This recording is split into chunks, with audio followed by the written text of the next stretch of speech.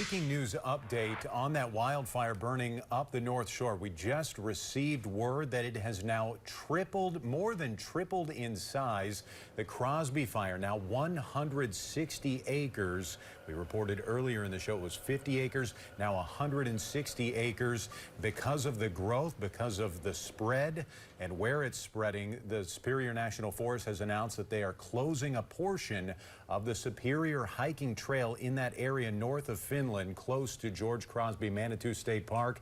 That's the bad news. The good news here, crews now have 25% containment of the fire. Containment lines around a quarter of that fire area. This just into the newsroom. We're going to keep on following this breaking story, find the latest details using the Northern News Now app, and we are going to have the latest, of course, coming up tonight at 10 o'clock.